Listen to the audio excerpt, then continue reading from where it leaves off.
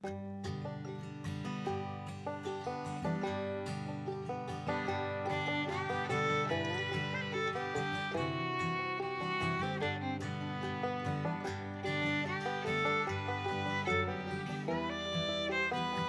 കുക്സിൻ്റെ ഒരു പുതിയ എപ്പിസോഡിലേക്ക് എല്ലാവർക്കും സ്വാഗതം. നമ്മുടെ നോർമൽ വീട്ടിലൊക്കെ നമുക്ക് എപ്പോഴും ഒരു പരാതി ഉള്ളതാണ്, ഈ പഴമൊക്കെ ഭയങ്കരമായിട്ട് പഴുത്തൊക്കെ പോയി കഴിഞ്ഞാൽ അത് എന്ത് ചെയ്യും, ഇത് വെറുതെ എടുത്ത് കളയാനും പറ്റില്ല. അപ്പോൾ ഇതെന്ത് ചെയ്യും എന്നുള്ളൊരു കൺഫ്യൂഷനിലായിരിക്കും മിക്കവാറും. പ്രത്യേകിച്ച് നമ്മൾ നല്ല നാടൻ ഇതുപോലുള്ള പൂവമ്പഴമൊക്കെ കിട്ടുമ്പോൾ അപ്പോൾ നമുക്ക് അത് വെറുതെ ഒന്നും കളയണ്ട, നമുക്ക് നല്ല അടിപൊളിയൊരു ജാമായിട്ട് ഉണ്ടാക്കിയെടുക്കാം. അങ്ങനെ ജാം ഉണ്ടാക്കി കഴിഞ്ഞാൽ നമുക്ക് കുറേ നാളത് യൂസ് ചെയ്യുകയും ചെയ്യാം. നമ്മൾ ഇന്നൊരു പഴം ജാമിൻ്റെ റെസിപ്പിയായിട്ടാണ് വരുന്നത്. അതെങ്ങനെയാണ് ഉണ്ടാക്കുന്നതെന്ന് നോക്കിയിട്ട് വരാം. അപ്പോൾ നമ്മുടെ ജാം ഉണ്ടാക്കാനായിട്ട് നമുക്ക് ഫസ്റ്റിൽ ചെയ്യേണ്ടതെന്ന് പറഞ്ഞാൽ ഒരു കുക്കർ എടുക്കുക. എന്നിട്ട് ഈ പഴമെല്ലാം ചെറുതായിട്ട് ഞുറുക്കിയിട്ട് ഈ നമ്മുടെ കുക്കറിനകത്ത് നമുക്കൊന്ന് വേവിച്ചെടുക്കണം. അപ്പോൾ ഞാൻ ഫസ്റ്റിൽ ഈ പഴമെല്ലാം ഒന്ന് ഞുറുക്കിയെടുക്കാൻ പോവാണ്. നമ്മുടെ പഴമെല്ലാം ഇതുപോലെ ഞാൻ നുറുക്കിയെടുത്തിട്ടുണ്ട്. ഏകദേശം ഒരു 25 പഴമോളം എടുത്തിട്ടുണ്ട്. അത് നമുക്കിപ്പോൾ അവൈലബിൾ, നമുക്ക് എത്ര വേണോ അത്രയും വെച്ചിട്ട് എടുക്കാം. അത് മാത്രമല്ല ഏത് പഴം വെച്ച് വേണമെങ്കിലും നമുക്കിത് ഉണ്ടാക്കാൻ പറ്റും. ഇനിയും ഈ പഴത്തിന് ഒന്നെങ്കിൽ ഒരു മാഷർ വെച്ചോ അല്ലെങ്കിൽ കൈ വെച്ചോ നന്നായിട്ട് ഒന്ന് ഉടച്ചെടുക്കണം. ഇപ്പോൾ ഈ പഴമെല്ലാം ഞാനൊന്ന് ഉടച്ചെടുത്തിട്ടുണ്ട്. ഇനി നമുക്കിതിലേക്ക് ആവശ്യത്തിനുള്ള വെള്ളം, അതായത് ഇച്ചിരി നകയ്ക്ക് തന്നെ വെള്ളം ഒഴിക്കുക. ഇത്ര എമൗണ്ടിൽ വെള്ളം ഒഴിച്ചിട്ട് നമുക്ക് ഒരു വിസിൽ വരുന്നിട വരെ ഇതൊന്ന് വേവിച്ചെടുക്കണം. അപ്പം ഞാൻ കുക്കർ അടുപ്പിലോട്ട് വെച്ചിട്ടുണ്ട്. ഇനി അത് ഒരു വിസിലാകുമ്പോൾ നമുക്കത് ഓഫ് ചെയ്തിട്ട് പിന്നെ ഒന്ന് വെയിറ്റ് ചെയ്യണം.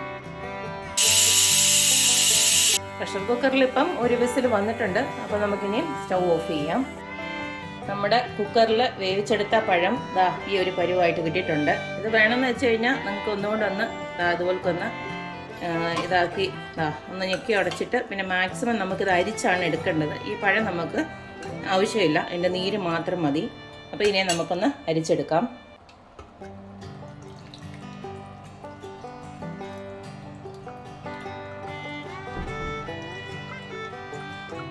ഇതുപോലത്തെ നമുക്ക് എല്ലാത്തിനെയും ഒന്ന് അരിച്ചെടുക്കാം. അരിപ്പയിൽ പിഴിഞ്ഞെടുക്കുന്നത് ബുദ്ധിമുട്ടാണെങ്കിൽ നമുക്ക് ഇതുപോലത്തെ നല്ലൊരു കോട്ടൺ തുണി പോലെ തുണിയിൽ ഇതുപോലത്തെ ഇങ്ങനെ ആക്കിയിട്ട് പിഴിഞ്ഞെടുത്താലും മതി.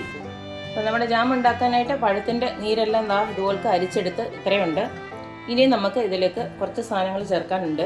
അതായത് ഒരു 10 ഞാൻ ഗ്രാമ്പു എടുത്തിടുന്നുണ്ട്. അത് നമ്മുടെ ക്വാണ്ടിറ്റി അനുസരിച്ചിട്ട് ഇട്ടേച്ചാൽ മതി. പിന്നെ നമ്മുടെ മധുരത്തിന് ആവശ്യമായിട്ടുള്ള പഞ്ചസാര ചേർത്ത് കൊടുക്കാം.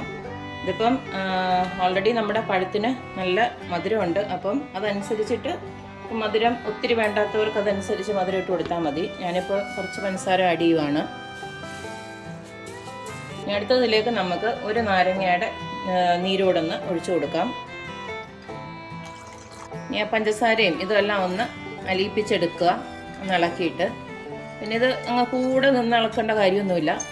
നമുക്ക് വേറെ എന്തെങ്കിലുമൊക്കെ പണിയുണ്ടെങ്കിൽ ഇടയ്ക്കൊക്കെ വന്നൊന്ന് ഇളക്കിയിട്ട് പോയച്ചാൽ മതി. പിന്നെ ചെറുകെ ഇരുന്നത് വറ്റി നല്ല ജാമിൻ്റെ പരുവത്തിൽ ആയി കിട്ടണം. ഇതിന് മുന്നേ ഞാൻ കുറേ ജാമിൻ്റെ റെസിപ്പീസൊക്കെ ഇട്ടിട്ടുണ്ട്. അപ്പം നമ്മൾ ഈ പഞ്ചസാര ആഡ് ചെയ്യുമ്പോൾ ക്രിസ്റ്റലൈസ് ഒന്നും ആവാതിരിക്കാൻ വേണ്ടിയിട്ടാണ് ഈ നാരങ്ങാ നീര് ചേർക്കുന്നത്. കണ്ടില്ലേ, അപ്പോൾ എല്ലാം ഒന്ന് അലിഞ്ഞിട്ടുണ്ട്. ഇനി നമുക്ക് കുറച്ച് നേരം കഴിഞ്ഞിട്ട് ഇടയ്ക്കൊക്കെ വന്നൊന്ന് ഇളക്കി കൊടുത്താൽ മതി. നമ്മുടെ പഴം ജാമ് കണ്ടില്ലേ, ഈ ഒരു പരുവമായിട്ടുണ്ട്. ഈ ഒരു പരുവം ആവണമെങ്കിൽ ഏകദേശം ഒരു അരമണിക്കൂറോളം നമ്മളൊരു മീഡിയം ഫ്ലെയിമിൽ തന്നെ വെച്ച് തീ ഒന്നും കുറയ്ക്കാതെ തന്നെ വെള്ളം വറ്റിച്ച് എടുക്കണം. എങ്കിലേ നമുക്ക് ഈ ഒരു പരുവായി കിട്ടത്തുള്ളൂ. ഇനിയിപ്പോൾ നമ്മൾ കടയിൽ നിന്ന് വാങ്ങിക്കുന്ന മാതിരി അങ്ങ് തനി ആ ജാമിൻ്റെ ഒരു ടെക്സ്ചർ അല്ല, ഇച്ചിരി ഒരു ലൂസായിട്ടുള്ള ടെക്സ്ചറാണ് കിട്ടിയേക്കുന്നത്. കണ്ടില്ലേ, ഈ ഒരു പരുവാണ് നമുക്ക് കിട്ടുന്നത്. ഇനി നമുക്ക് ഈ ഒരു പരുവാകുമ്പോൾ നമുക്ക് സ്റ്റൗ ഓഫ് ചെയ്യാം. പിന്നെ തണുത്തതിന് ശേഷം കുറച്ചും കൂടെ ഒന്ന് കട്ടിയാവും, അത്രയേ ഉള്ളൂ.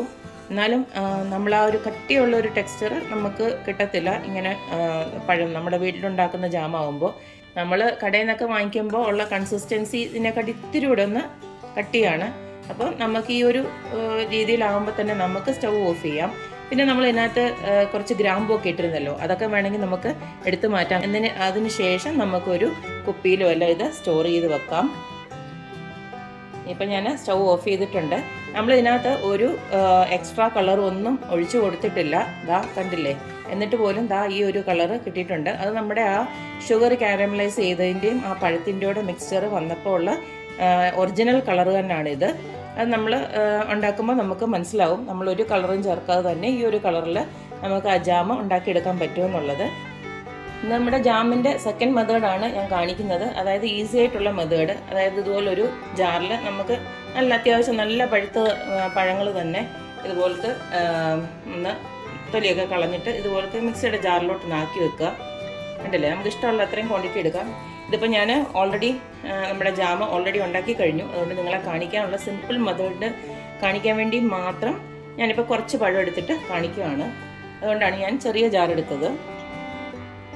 നല്ല കറുത്ത പഴങ്ങളെല്ലാം ഞാൻ ഇതുപോലക്ക് ആക്കി വെച്ചിട്ടുണ്ട് ഒരു മിക്സിയുടെ ജാറിലോട്ട്. ഇനി ഇതിനെ നമുക്ക് നല്ല പേസ്റ്റായിട്ടൊന്ന് അരച്ചെടുക്കണം. നമ്മുടെ പഴം ഞാൻ ഇതുപോലത്തെ നല്ല ഫൈൻ പേസ്റ്റായിട്ട് അരച്ചെടുത്തിട്ടുണ്ട്. ഇനി ഇത് ഇതുപോലത്തെ ഒരു പാത്രത്തിലോട്ട് നമ്മൾ ജാം ഏതാണോ ഉണ്ടാക്കുന്നത് ആ പാത്രത്തിലോട്ട് നമുക്ക് ഇതിനെ ഒന്ന് ട്രാൻസ്ഫർ ചെയ്ത് കൊടുക്കാം. അടുത്ത് നമുക്കിതിലേക്ക് ഒരു 2 ചെറിയ പട്ടയുടെ കഷ്ണം ഒന്ന് ഇട്ട് കൊടുക്കാം. പട്ടയുടെ കഷ്ണം ഇടാം, അല്ലെങ്കിൽ നമുക്ക് ഗ്രാമ്പു വേണമെങ്കിലും ഇടാം. ഇതിലേക്ക് നമുക്ക് കുറച്ച് മധുരം കൂടെ ഇട്ട് കൊടുക്കാം. മധുരമൊക്കെ നമുക്ക് അവനവൻ്റെ ആവശ്യത്തിനുള്ളത് അഡ്ജസ്റ്റ് ചെയ്യാം. ഇപ്പോൾ ഡയബറ്റിക് ആയിട്ടൊക്കെ ഉള്ളവർക്ക് ശകലം ജാമൊക്കെ കഴിക്കണമെന്ന് താല്പര്യം ഉണ്ടെങ്കിൽ ഈ പഴത്തിൻ്റെ മധുരം തന്നെ മതി, അല്ലാതെ വേറെ എക്സ്ട്രാ ഒന്നും ഇട്ട് കൊടുക്കണ്ട. അപ്പം നാച്ചുറലായിട്ടുള്ള ആ മധുരത്തിൽ തന്നെ നമുക്ക് ജാം ഉണ്ടാക്കുകയും ചെയ്യാം. ഇതിപ്പോൾ ഞാൻ കുറച്ച് പഞ്ചസാര ഇട്ട് കൊടുത്തിട്ടുണ്ട്.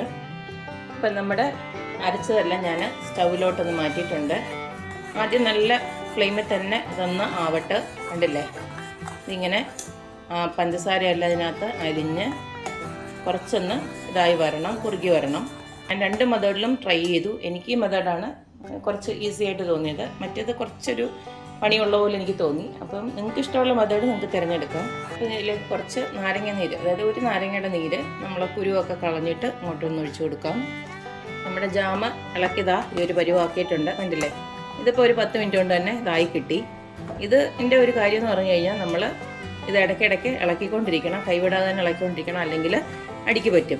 മറ്റേതാണെങ്കിൽ പിന്നെ ഇടയ്ക്കിടയ്ക്ക് എപ്പോഴെങ്കിലുമൊക്കെ ഇളക്കിയാൽ മതിയായിരുന്നു. കണ്ടില്ലേ, നമ്മുടെ ജാം തന്നെ ആയിട്ടുണ്ട്.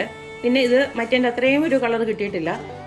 നമുക്കിപ്പം കളറ് വേണം എന്ന് നിർബന്ധമുള്ളവർക്ക് ഒന്നെങ്കിൽ നമ്മൾ വാങ്ങിക്കുന്ന കളർ ഇട്ട് കൊടുക്കുക, ഫുഡ് കളർ, അല്ലെങ്കിൽ ഒരു 1-2 ഡ്രോപ്പ് നമ്മുടെ ബീട്രൂട്ടിൻ്റെ ചാറെടുത്തിട്ട് അതങ്ങോട്ട് ഇട്ട് കൊടുത്താലും മതി.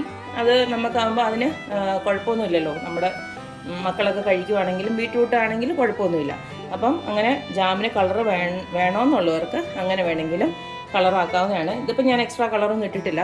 ഇതാണ് യഥാർത്ഥ കളർ വന്നിരിക്കുന്നത്. മറ്റേ ഇത്തിരി കൂടെ നല്ല കളറുണ്ടായിരുന്നു, അതും കളറൊന്നും ഇട്ട് കൊടുത്തിട്ടില്ല. കണ്ടില്ലേ, ഈ ഒരു പരുവത്തിൽ ആയി കിട്ടിയിട്ടുണ്ട്. ഈ ഒരു പരുവാകുമ്പോൾ നമുക്ക് ഈ ഒരു സ്പ്രെഡ് ചെയ്യാവുന്ന പരുവാകുമ്പോൾ നമുക്കിത് ഓഫ് ചെയ്യാം. കണ്ടില്ലേ, നല്ല ഇതുപോലെ കിട്ടണം, കട്ടക്കട്ടയായിട്ട് ഇങ്ങനെ ഇരിക്കണം. ഇന്ന് നമ്മൾ 2 മെത്തേഡിലുള്ള ജാമാണ് ഉണ്ടാക്കി കാണിച്ചത്. അതിലേതാ നിങ്ങൾക്ക് ഇഷ്ടമുള്ളതെന്ന് വെച്ച് കഴിഞ്ഞാൽ തിരഞ്ഞെടുക്കാം. എനിക്ക് ഇത്തിരി കൂടെ പ്രിഫറബിൾ ആയിട്ട് തോന്നിയത് ഈ ഒരു മെത്തേഡാണ്. മറ്റേത് ഇച്ചിരി കൂടെ ഒരു മെനക്കെട്ട ഒരു പണിയായിട്ട് എനിക്ക് തോന്നി. ഇപ്പം നിങ്ങളുടെ ഇഷ്ടമാണ് ഏത് മെത്തേഡ് അത് തിരഞ്ഞെടുക്കുക എന്നുള്ളത്.